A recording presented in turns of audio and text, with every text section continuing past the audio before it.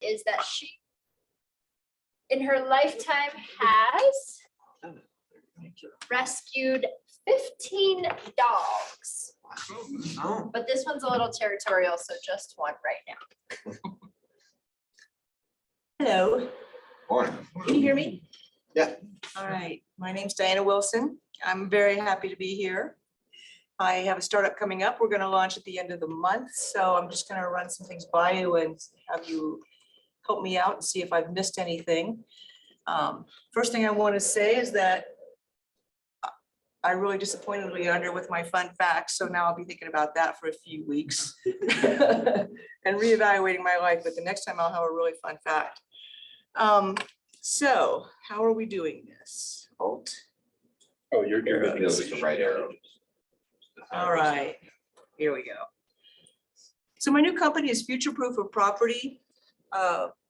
It's based on an idea I've had for a lot of years. Since about 2004, I wondered why we don't use photographs when we're dealing with a lot of things in business.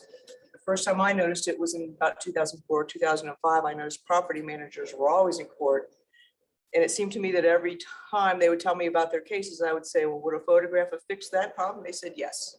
So then I started thinking about that for years. And every time I saw different business scenarios, oftentimes a photograph, I thought would have maybe avoided litigation altogether. So that was something that's always kind of been in the back of my mind.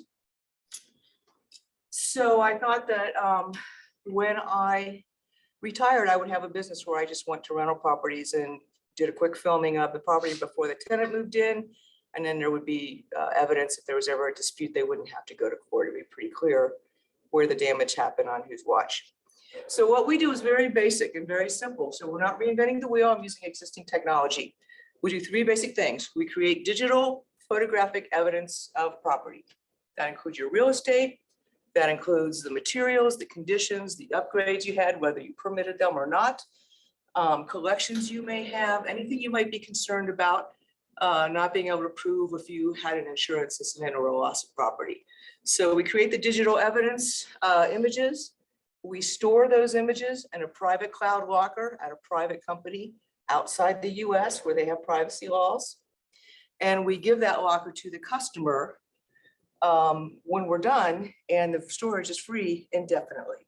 So they can then go to the cloud if they have an event like the Marshall Fire, and they can get all their images. In typical home, we'll have about 600 to 1,200 images, and we typically have 12 to 40 videos. So why we do it? We think photographic evidence is the best way to prove your property. There's a couple ways you can use them. You can use them anytime you have a property claim. If you have to do a police report, if you have to do a theft, fire, flood, any disaster you have. So if you're filling out the claim, you can attach those.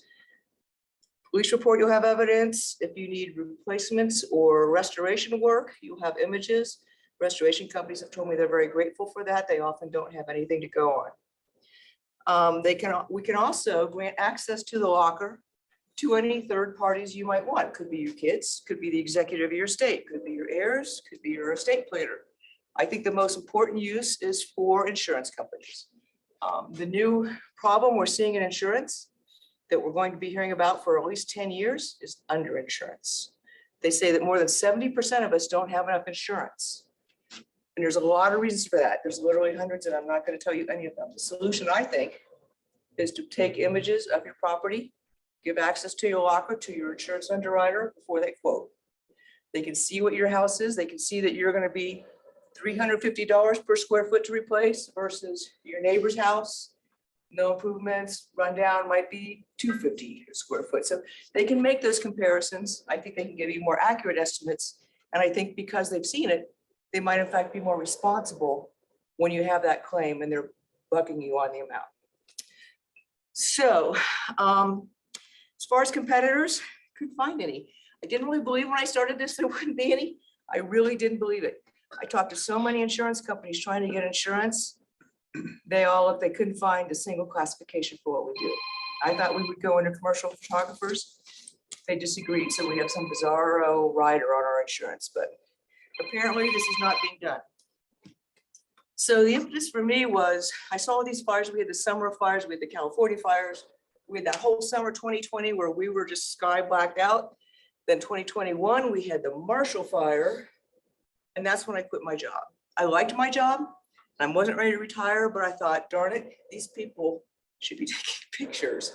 Every night on the news, the coverage was extensive and their stories were sad. And they didn't have anything left to prove anything. They didn't have a filing cabinet or a computer or paper or images. They had nothing.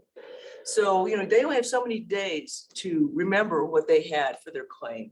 And that feels like torture after a terrible event that you have to go through that just to get your stuff back. And then, of course, the news came out that they were underinsured, which is going to be a national problem. And you've probably heard a lot more about it since Hurricane Ian, and you will. A lot of insurance companies are failing now, and a lot of states have to go into the insurance business to pick up the slack where there's no insurance availability because of these problems with quoting and settlements. So this is just a quick map. It just every year they do a map that shows disasters that we see in the US. It costs over $1 billion in property loss. This is just 2021. I hear that 2022 is going to way surpass this because of Hurricane Ian. So how we work. So pretty basic. This looks long. I'll just give you the basics. The customer schedules an appointment for us to come to their house. We send them a service contract that tells them how we work, what we do, what to expect. They can also indicate what collections they have. If they have special collections they want to have evidenced, oftentimes they're in boxes or stored away or hidden. Tell them, get those collections out so we can film them. Also on that contract, they can indicate who else they would want to have access to their locker. So I can give access to that locker to anyone they indicate in a view-only mode. We're at 5 minutes. You're fine. Wow, okay. So so we do that. So I send the team in, they take images. It takes a couple hours. Typically team of two costs $195 an hour. So the average home takes about an hour and a half. Typical bill is about $300, $350. Remember, the storage on that indefinitely is free. We mail an invoice to them. They can pay directly to the bank. So I never collect their financial data. They get the locker with 5 gigabytes. Optionally, well, we already talked about that, so I'm going to go on. So things I do to protect the consumers. First of all, the storage company we use is a private company, sync.com in Canada. They have privacy laws. It tracks, monitors every single access to that locker. No one's going to steal those images, and they're encrypted. If they do, they can't use them. So safeguards I put in place, a lot of them have to do with my staff and the insurance of my staff. They use company program cameras. They don't handle personal items. They don't go in crawl spaces or attics or do anything dangerous. We don't touch people's antiques or move furniture around. We do not. Payments are managed through the bank, so I never have bank financial data on my house for any of my customers. And our images come from pre-programmed cameras that go directly to the cloud.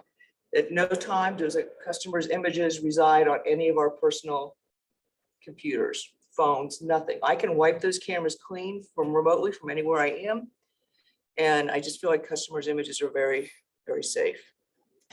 Where we are today, we've been 7 months getting ready, making choices, testing equipment. We practiced in 3 states, satellite offices, and we have a new website coming up this month where we're going to have a P&C ad campaign where property and casualty insurance agents will get a free ad on our website if they introduce us to their clientele through their email newsletter. And that's primarily it. My ask a day is, what are your questions? What am I missing? What are the concerns? What should I be doing differently? Thank you.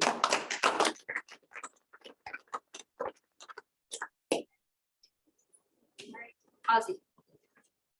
Just a couple of things that I noticed. One was the 5 gigabyte limit on storage, which images nowadays are so large, and videos in particular, 5 gigabytes is not much.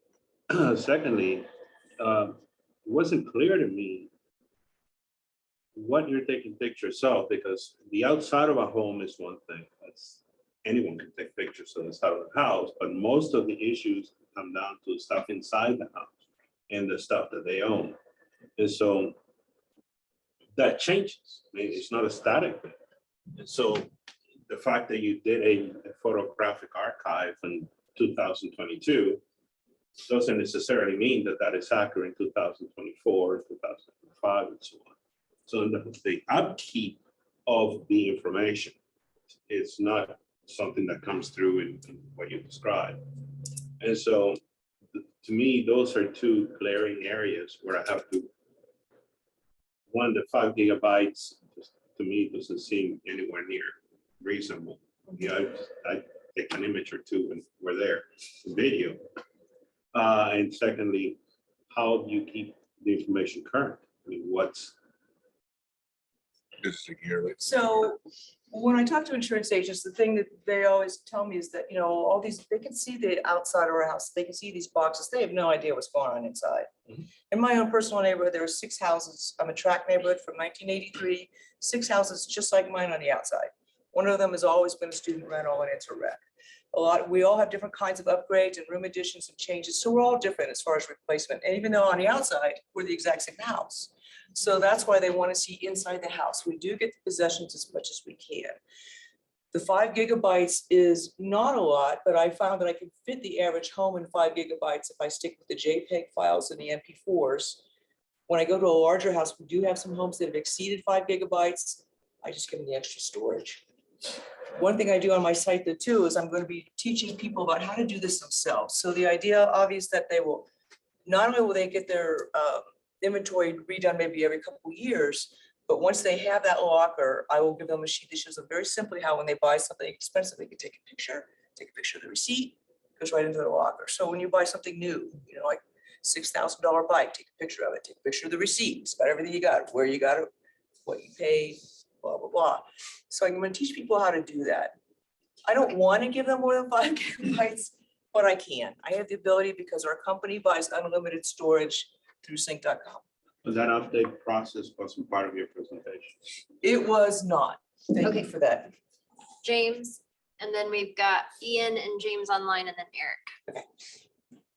So my only question, I think you kind of answered it, was kind of your go-to market. So it sounds like you're partnering with insurance agents, but just how are you getting the word out since you don't actually, like you said, you didn't really have competitors. So how do you actually, if there's going to be a lot of teaching of this going on. So how are you going to educate people that, hey, by the way, this is what I do and this is why you need it? Right, that has been a big challenge. You know, when I was talking about this, everyone said it was such a great idea. I foolishly thought I wasn't gonna have to spend a lot of money on advertising. It would just catch on. Wrong. If someone's never heard of what you do, you have to spend $1 gazillion on advertising. You've got to educate every single person along the way. It's been horribly expensive.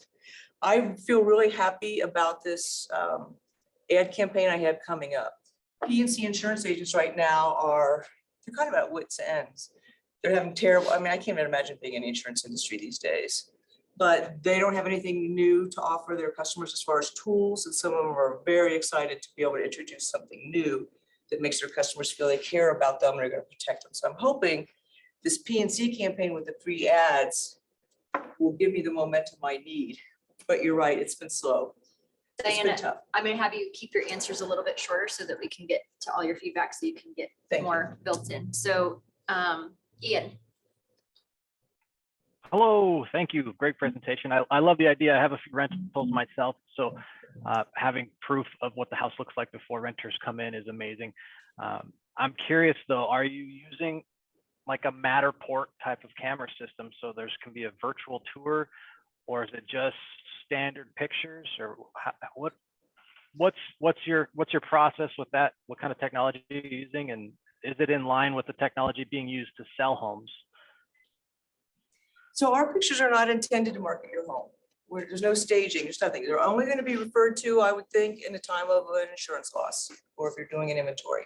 So our pictures are not glamorous, but they're thorough. We're very careful about lighting and glare. We try to get signatures on art, and we have a whole shooting protocol we use. The equipment we use is digital cameras. When I first was going to do this company back in 2018, I was looking at expensive cameras and a lot of training and hiring photographers. And then the photographer said, you know what? The new cell phone cameras are better than any cameras we're gonna. And it changed everything for me because it made it a lot easier to hire and train. So we use digital cell phones. James. It's timely that you mentioned the cell phones, because I was going to say you do have competitors, and you'll have to confirm these stats, but there were 240 million iPhones sold in 2021. It's the largest, it's the most used camera in the world. So the competitors section is a chance to differentiate yourself. And I think reaching that far and explaining why it's better to go with you is a big selling point. And the last thing I'll say is it's important to record the serial numbers. So photos of serial numbers on expensive bikes, cameras, computers, that sort of thing might be an added service. We do serial numbers and badges on we do a lot of bikes. A lot of people will have a whole garage full of bikes. We do all the badges, all the serials, all the labels, all the upgrades on those bikes. Sometimes a bike will have 40 pictures because everything on it is custom. He said something else I can't remember. Oh, cameras. The iPhone is the least secure camera you can own. You cannot secure a consumer's image on an iPhone ever. Trust me. Google the same. I bought a dozen iPhones. I bought Google Pixels. I can't wait to get rid of them. I already got rid of the iPhones. They are not secure. Don't fool yourself. You can turn off all the controls. They'll steal everything you got. So I do not use them. There's your competition slide right there. Here's why your iPhone is not adequate, and we are. Eric, and then I've got some feedback, and then Oh, Jane in bed, but you have to keep it short. Okay, I get to have feedback too. I'll be quick and a little blunt. I do think that I don't have any idea of what the real offering is. I get that offering taking pictures is important and doing it right is important. But yeah, I disagree that I couldn't do that on my own. Everybody's got a great camera. I could host it free. I don't think anyone's worried about security. If I show that to my insurance person, they're going to be fine with that. Not to say I don't think there's something you've got here. I think you got to just think of what's differentiating from that. Like, why not do this? And you talked about security, storage. I think that's kind of a moot point. But I do think you have an opportunity to maybe partner with insurance companies for two things. One, distribution. I don't think they're going to care about being on your site. They probably have far more presence than you. But on the flip side, if you could add value to the insurance companies and say, hey, I will help you ensure that you're insuring them correctly, and that's your distribution channel. And then your value could be more that, yeah, you could take them all day long. This is easy. We could do this. Like, I would own that, but we do it right. And we are a third party. So you get this added credibility validation from the insurance company. And I think that might be an avenue that would be interesting. Okay, two things real quickly. I do not agree that storage is a moot point. Taking the pictures is fun and easy and anyone can do it. Where you store really, really matters. It's a big part of my plan because as Marshall thought, people could have had all the pictures in the world, wouldn't help them at all. So where you store does matter a lot. What was the second point you made? I'd be careful contesting it. Oh. I might be completely wrong. I think you just need to make sure you get that from customers, from the insurance companies to really validate that. And I don't partner with insurance companies because my goal is to be Switzerland. The problem that's not identified here, that's going to be a big problem in 5 years, is that everything you do as far as paperwork and images, if used in court or for legal matters, is going to have to be authenticated and certified. That's because images can now be changed. Anyone can take an image with that instant erase, remove all your assets out of your images. So they're always going to need to come to us to get certified originals. They're going to show them what was there on any given date. So we do not partner with insurance companies for a lot of reasons. I'm an ethics major and I'm not going to get into it because it's long. So that was actually what I was going to say is I actually disagreed with how much money you needed to put into educating. So 2 points for me is I see this and I'm like, yep, I lived up in the mountains. There was a fire that was near me and I thought, oh my gosh, I need to take pictures. And I still haven't done it. Just like we know that we need an end of life care plan. Yep, haven't done that either. Hey, I teach people about money. Need to do that.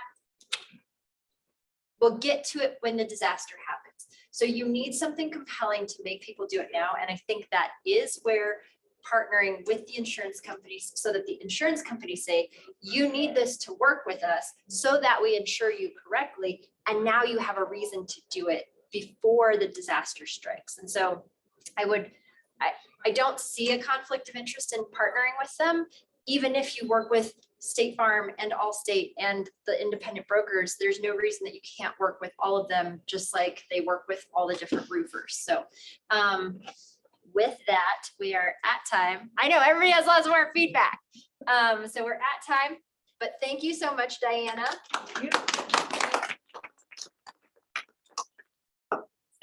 Coffee, and we'll get our next presenter set up. Just in case anybody's wondering, all the food is meant to be eaten, so please. So we're taking pictures of it so we know who eats it. Proof of life. So I just had one thought, you know, decoration. When we used to do backups. It is pretty. Whatever. The thing we always were concerned with was, this is all good. Yeah. But some of those iPhone robot things, you know, Oh, this is killing me. So you like down in bed. Okay. I just really haven't done. And that's kind of a second. Carry around. Don't tell me. I can save you from. But I think we're landing, so we're going down to a road. Put it in a back. He puts it in a little jar for you. Exactly. You know, inscribed. So you can see. Keep it busy. Oh, for this, we come out every year, we got diversity coaching, which. Proof of life. It's a service, it's not a one shot $300.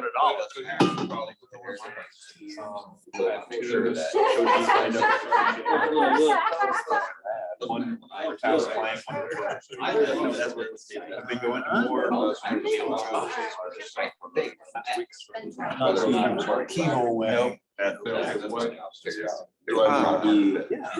My note, my phone is currently in the life of dead right now, so it's sitting at home. I gotta introduce. this guy.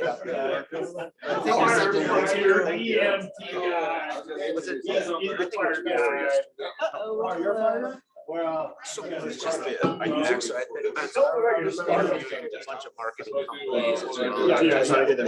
No, And like, they just wanted to change things. That changed.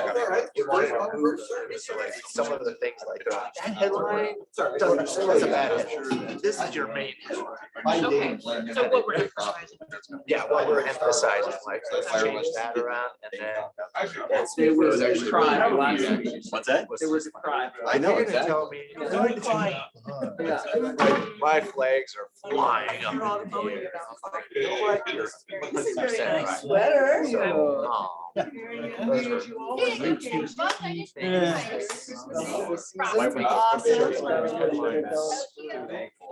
headlines. All right.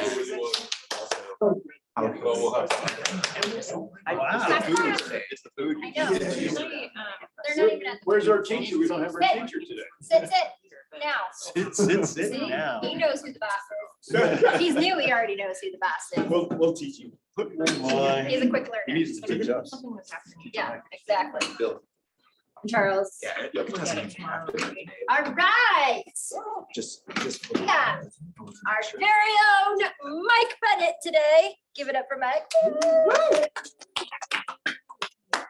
Mike's fun fact is that he worked on Saks Fifth Avenue. Then he went on to explain what he did, and I was like, even as an actuary, that doesn't sound terribly exciting. So I won't tell you about that part. But he got to where, oh, I just said Saks Fifth Avenue, just Fifth Yeah, just Avenue, Fifth. not Saks Fifth Avenue, just Fifth Avenue. He I worked was on actually Fifth Avenue. doing loan review there at a bank, so wasn't real exciting, but so as you all know, I usually come and talk to you about the future. Projecting financial statements in the future. Natalie asked me to talk about some things about if you are an existing business and you want to get financing, what do you look for in your financial statements? Okay, so here's our ask today. What questions should you ask about your balance sheet? What questions should you ask about your income statement? And then a little bit of caution, all right? All right, so a little bit about myself. This is about half of my working career. I was a community bank president on the board of directors for several years, a loan officer, an operations officer at a bank, an FDIC loan review specialist, and actually a Colorado State Director, USDA Rural Development. And we made loans and grants in rural parts of the state. Okay, so the first thing we're going to talk about is your balance sheet. All right. It'll tell you how well the company manages its finances. Okay. And it's just a snapshot of one day in the year, right? So just a snapshot. It gives you an idea how you match your resources and your uses of funds. Okay. I'm gonna get rid of this little box up here that's right in the corner of my screen. Okay, first question you should ask yourself. Very important one. I've seen a lot of companies fail because of this. Do you collect? All right. And you measure that by calculating your days receivable and comparing it to your collection terms. Okay, so if your collection terms with your customers are, we expect you to pay in 30 days. Your accounts receivable is 75, your turn 75, you probably have a problem. Okay. Okay, next question is, do you pay your bills? All right. You can calculate that also by doing a days payable versus your payment terms. All right. Just an easy calculation. Works a little better if you use average accounts payable and average accounts receivable. Gives you a little better term figure. All right. Do you control inventory? All right. A lot of companies fail because they're sitting there with a 1.5 year inventory supply. Okay. You should be turning them over much faster than that. Now, if you ask me what's good inventory turns, depends on what your industry is, right? And what we've seen in the last probably 2 years or 3 years, we went into the pandemic when everybody was doing what they call just-in-time inventory. Okay, they weren't keeping much inventory on hand. And so when the shutdown hit, nobody had any inventory. We didn't have any PPE, no masks, no anything, all right? Because there was no supply, all right? So we're trying to adjust inventories. Amazon's building the hugest warehouse I've ever seen in my life, a few miles from here to store stuff. I'd hate to calculate this calculation for them. Wow. Balance sheet question number 4. Are your officers committed to the company? All right. A real red flag for a lender is notes receivable from an officer. Okay. I think there's this company that you see in the news a lot right now. It's called FTX or something like that. They were loaning their officers' employees big money. All right. Real red flag. And actually, they were just stealing from their customers. Sorry about that. But, okay. Are there any notes payable to an officer? Okay. So are your officers committed enough that they're loaning their company money? Okay. Something for you to look at. Right? Too much is kind of a bad sign too, right? How about the debt to equity ratio of your company? And the question is it reasonable? And again, it depends on the industry that you're in, right? We'll talk a little bit about, you can get some industry averages to compare to. And a good lender, a good credit analysis will do that. They'll take your financial information, spread it, and compare it to the industry. Right? All right, balance sheet question number 5. You have a profitable operating history. Okay. Are your retained earnings positive and growing? Is net worth positive and growing? So, as you saw my career, I was a lender, a debt guy. Denny, who's on the screen up there, taught me a lot about equity and startups and the whole angel financing thing. In the bankers, this one is really important. Okay, do you have positive net earning? All right, is it growing? When you talk about startups, oof, man, you can lose for a long time and they still love you. Okay, income statement. How well the company buys and sells inventory and services to make a profit. This is a period of time now. It can be a year, 2 years, a quarter, and you match revenues and expenses. Is your company growing? Are your sales increasing at a growth rate above the inflation rate? Didn't worry about that much when inflation was 1%, but when it's 8.5% and your growth rate is 3%, not growing, are you? Right? Okay, do you control your margins? Your cost of goods over as a percentage of sales should stay stable. Your sales, general and administrative costs as a percentage of sales should get lower as you grow, right? Because you have fixed costs. All right, do you control overhead? All right, again, the question is about SGA as a percentage of sales.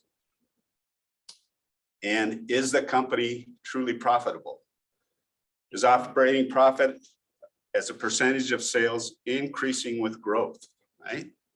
You want it to increase because you should be covering those fixed costs more, right? Same thing with earnings before taxes. All right, is there hidden cash flow? As a lender, I always add back these kind of things: amortization, depreciation, interest, officers' compensation. All right, those pay my loan. All right, our cautions. Numbers don't lie, but they can hide the truth. All right. So what I always tell people is numbers don't always give you the answers. They lead you to more questions, right? And an indicator could be a red flag or a green flag. I was discussing some financial statements with a client yesterday, and he said, well, why could that happen? You could give good reasons and bad reasons, and you should look for those, all right? Don't prejudge and keep an open mind. Okay, that's my little lesson for today. Awesome. How much time does it need? Shy of 8 minutes. Finance one or accounting 101 in 8 minutes. We just saved you $10,000 going to college. Appreciate the depth of your knowledge as always, Mike. Personally, and I would have liked to see you just cut it in half and do one or the other, do the balance sheet or income statement, and then give, it was a little bit technical. I don't know like what the level of understanding is for people in the room. Obviously, Leandra knows because she's in the field. I have the benefit of having run a division company, so I understand a lot of the terms, but like, I think you could get more value to your listeners if you focused on one and then gave examples like the FTX example is a prime, like, but like go into the detail of that and show like, hey, they were loaning themselves and their, you know, whatever sister company, like ridiculous, like absurd amounts of money. Like how, this is what a red flag looks like. So maybe just like pick one or the other and then just give actual real world examples that can help solidify the concepts in people's minds is what I like to say. Great advice. And so I'm teaching this class as a 2-hour SBDC class in February where I'll cover the whole thing. Eric and then James. I was just gonna echo the same thing, kind of stole the same idea. Just put stories in, you know, numbers are exciting and thrilling and fun, right? You know, just make it relatable and how it worked with someone and how it didn't work. And so every time you're showing something of like value in terms of the structure, the numbers, the counting, just try and tie something relatable. I think you get good response. And you guys are right that I still had too much in it. I cut it back a lot, but there still had too much in it. And so I not a lot of didn't time. have enough time to tell stories. James, and then I'm gonna go next, so you don't think that I'm nepotism to myself. So anybody that, you know, James and then me, and then Twice somebody. in one meeting. I know. I got a lot to say today. Yeah, I just wanted to jump in on the fact that because there's so many publicly traded companies, it's great to go through the stories. Like it's fun for a finance geek to go through and look at a financial report when it comes out quarterly and see how it actually fits into the macroeconomic area. So talking very financy, but essentially like one of my fun things that is fun to talk about is how a company, you were talking about startup companies and kind of cash flows and kind of that sort of thing. and how those are like sometimes red flags, like talking through what a red flag might even look like and bringing it back to examples. You talked about FTX, but like, something that's even easier to talk about, like, oh, look at Toys R Us and all this inventory that nobody wanted to buy. There's lots of great examples on each one of those, those points that you can use. Because that's big reason why companies fail. So I do see your hand up there, Denny. So Mike, what I would say, like this is kind of an embarrassing thing to admit, but I taught finance at CSU and I dreaded having to teach the accounting statements because I was like, I don't get this. And then one day after I taught it like 3 or 4 different times, it finally clicked to me that I was like, oh, this is just a story. And I'm a math person. I love numbers. I love equations. And I still did not ever understand any of those equations. So I think if you could teach it from a story standpoint, because our brains are wired to stories, that's a perfect example. Like, what is too much inventory? Like giving this story of Toys R Us to show what this equation, the story that this equation is telling us, I think will help people get it so much better because again, I taught it how many times and still didn't understand it that well. Good point. Now Sally is going to be saying to me when I present my PowerPoint, she's going, Mike, do you have any stories? She came on just. All right, Denny. Yeah, you might even want to talk about just be out of turn, but GameStop right now, like they're burning trash like dumpster fire right now. I think they have 9 months worth of cash. So it'd be an interesting story, just what's going on with everybody that threw money in and how equity pushed them up because of all the people that did it. It'd be a very interesting thing. You'd have a lot of people go, wait, that meme stock threw in another $1 billion and they already spent 900 million in 9 months. Like, so one of the things I've really learned is that sometimes the rules don't always apply to all companies. Right? So if I was a lender and had taken a look at Amazon 10 years ago, I would have said, no way do I want to loan you money. You've been losing money forever. Losing money forever. What's going to change? Well, it did change. And when it went, it really moved big. All right. Denny and then Dane. Yeah, first of all, your slides look very professional. So I don't know if you got help or you start using something else, but looks great. Wow, just set up your buddy. I think that is Awesome. That was a backhanded compliment, Denny. Well, I actually agree with Leandra's comment. Even in equity financing for the early stage companies, numbers are numbers, but it's really the stories behind the numbers that really matters. So even when you're doing pro formas, numbers are one thing, but like, why are you putting those numbers, right? And what's the story behind it? And I think if you can approach the super exciting numbers, like Eric said, from the story point of view, I think that's good. And I guess the last thing is, I think those public company, financial blow-ups are kind of fun, but always think about audience in mind, right? Most of your audience are probably small business owners, so they're probably not lending millions of dollars to their owners.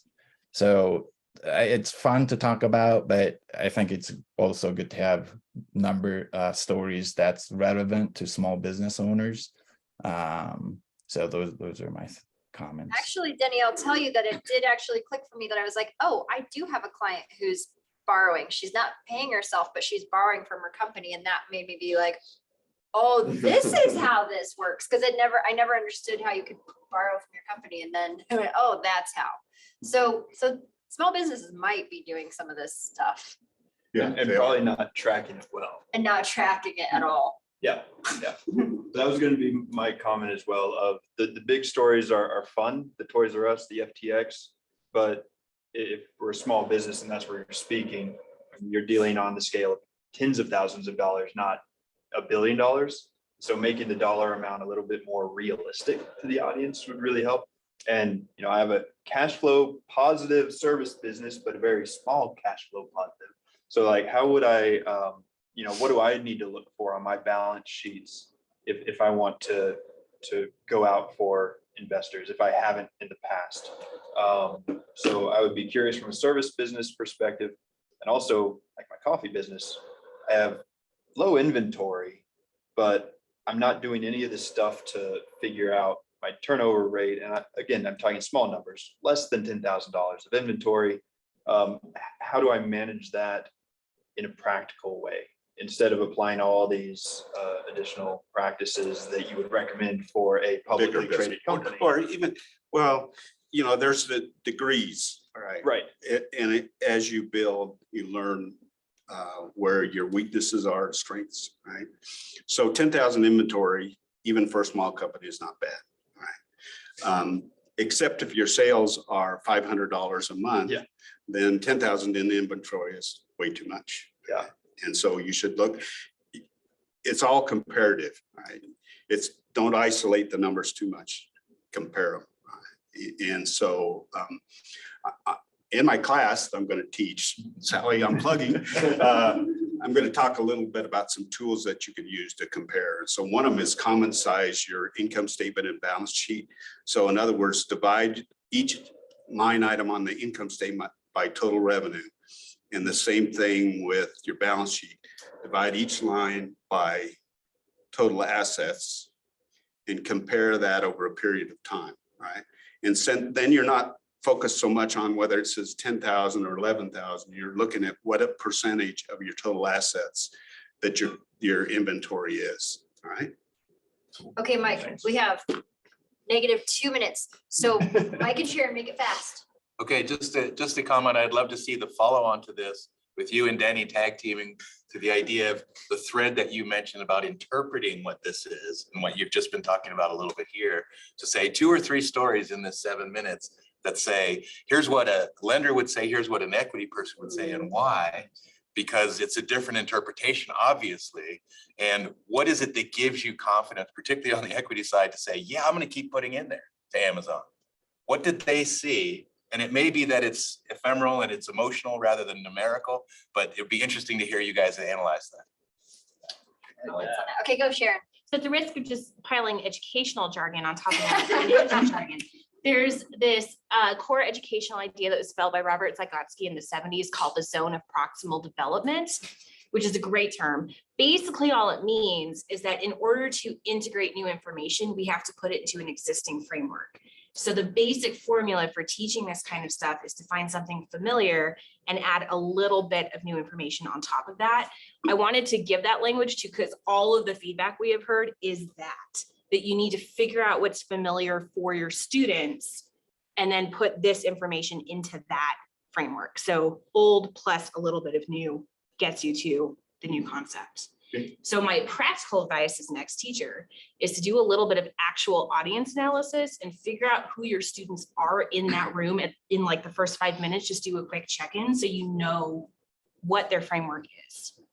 Well, I used a lot of terms that people need to have a financial background to understand. Exactly. And I knew that, but yeah, I had 6 minutes. He likes those terms. But you've been here. I used 8. You've been here long enough, you don't get to use that excuse. I have zero financial background, but the terms you're using are related to things I know, and that's your goal as a teacher, is to draw that relationship clearly.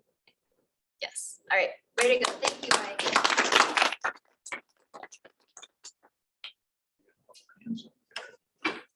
You get hands here too. Oh, those hands upper don't left count. corner. It's- it's It's not up in the No, corner. it doesn't count.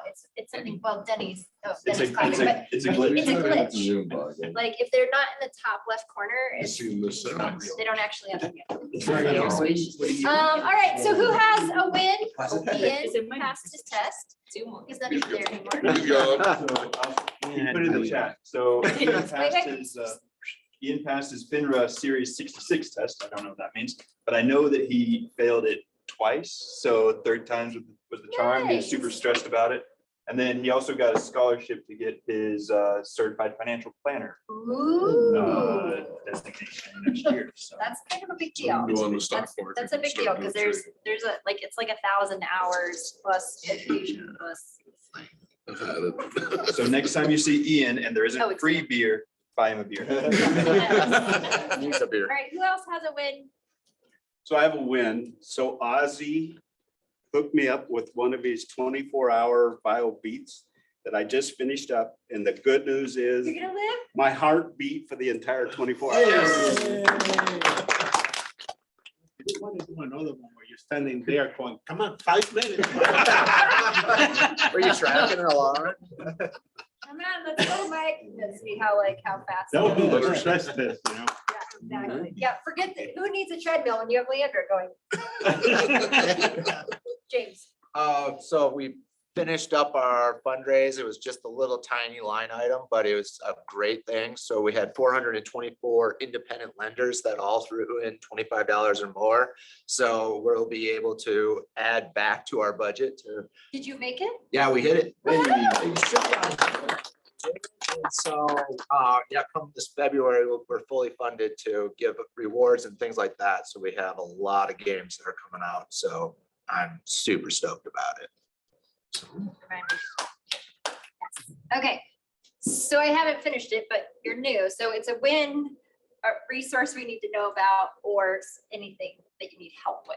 So those are the three things they've just been celebrating. Since you're new too, I'll let you know that. So anybody else have a win, a resource, or that we need to know about or need help? James. I don't think so. Oh, he popped in there. James, do you actually have your hand up? I don't have my hand up, but Okay. I'll ask anyway. I'm looking for a machine learning AI specialist to add to our team. Someone ideally with healthcare experience. So if you know anybody, please pass on the word. I just play around with AI. I know nothing about it. I know actuaries. I'm just trying to convince them not to kill me when they take one. James, what kind of healthcare area you're looking for? Because, you know, they're all kind of different. Any particular focus that you have? Well, we're going to use the machine learning as a resource to take in patient information, store it, and then analyze it. But there's a growth path after that. So I'm really looking for somebody who's at the foundational level to guide what we should be doing, because healthcare AI is probably 10 years off from being actually usable. So it's a very early stage. Actually, I'm working with several companies that are using it right now very effectively. So I don't know if you have my contact info. I'd be happy to provide. I'm sorry, who's talking? This is Ozzy. Ozzy, great. Yeah, I'll get in touch. Excellent. I'm gonna ask, I'm working on scratching together some front-end development skills. So if anyone has any recommendations for resources or trainings, boot camps, whatever, if anyone has, yeah, just recommendations to help develop front-end developer skills, I'm looking for them. Kind of front end, you're talking about a car? Yeah. Collision work or what? Are you talking like, are you actually looking for like developer like boot camps? So like DU's boot camp? Anything like, or yeah, just CSU's boot suggestions, camp? recommendations, anything, even online resources, or if anyone's had good experiences with any kind of training or courses. Yeah, that's what reach I'm- out to me. I have a few folks that have gone through those. Anybody else? Awesome. I'm gonna keep bugging the group and saying, if you know a physician who likes innovation, who's trying to get into artificial intelligence, sensors, and the way that can be used to upgrade their services, I really would love to talk to them.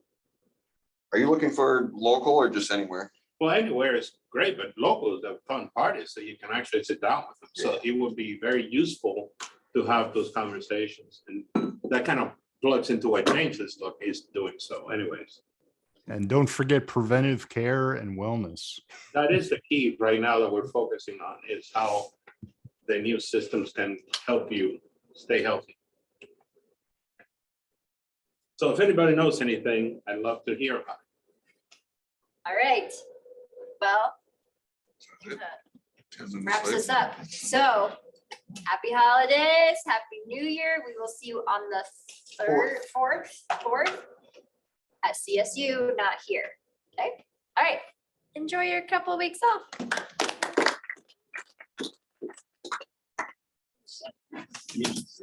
And